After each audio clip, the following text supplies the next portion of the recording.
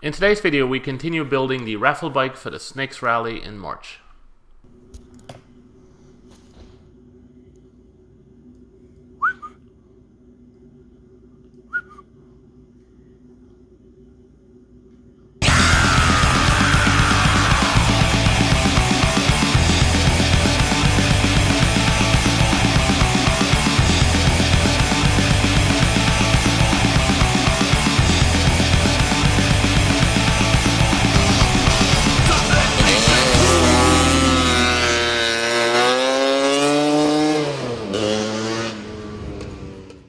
So between last time and this time, I took the floorboards that came off the bike and I cleaned them off. They were in pretty good shape, except a few dents here and there.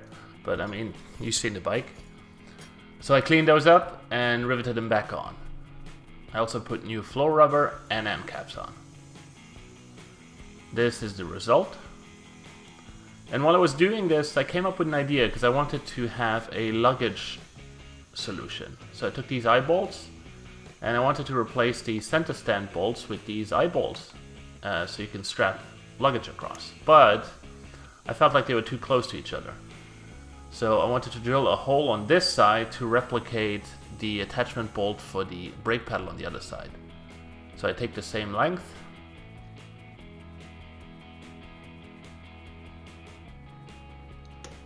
punch it,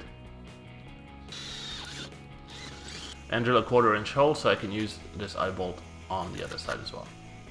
This is the result. You can now strap with bungee cords luggage across your frame.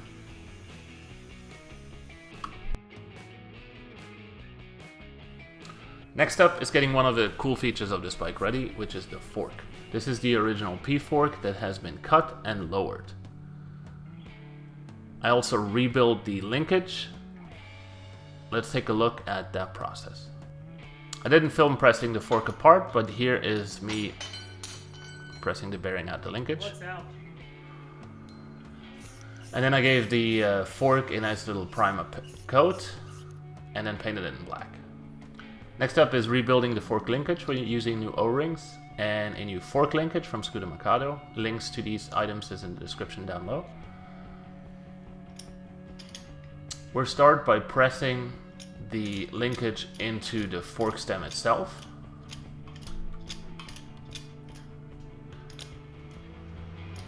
And we're trying to get this nice and centered in the middle.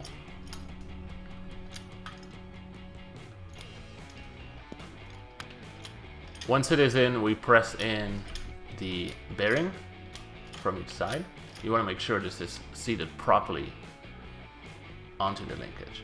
Before you do that, you use this oil seal that comes with the kit and you push it down into the hole. We'll get back to that in a minute. And then you also, from the other side, put your bearing on.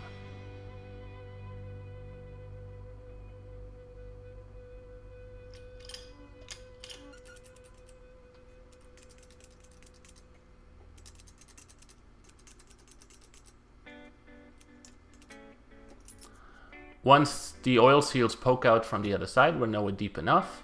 And then it's time to take the O-rings and bend them over to seal that gap.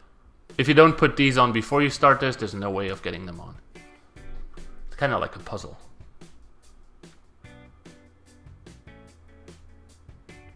With the fork back together, we put the back plate on for the drum brake.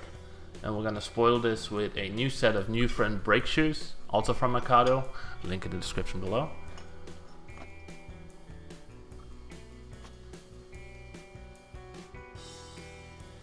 Once this is on, we go on the other side and we mount our shock. Because this fork is shortened, you can see the weld here, it has been cut and re-welded back together. We have to use a 185mm shock compared to the 245mm on a P. So using this top mount from St. Cycle Works, we're gonna mount our shock. It's gonna make the whole wheels look more tucked into the fender.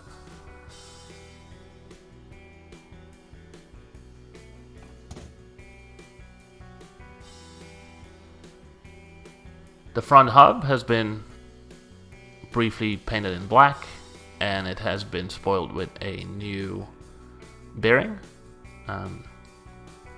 This is also from Mercado, link in the description down below. To finish the front end up, we mount the fender. This is an original silver P fender. It has the hole for the US reflectors, but they didn't come with it.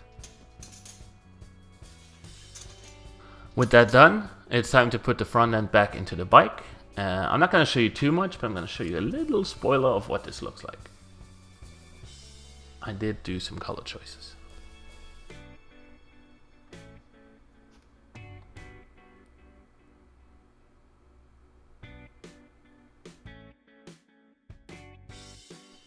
I hope you enjoyed this video. If you want to attend the rally and maybe win this raffle bike at the end of March, follow the link in the description down below and you can register for the event. Maybe see you then.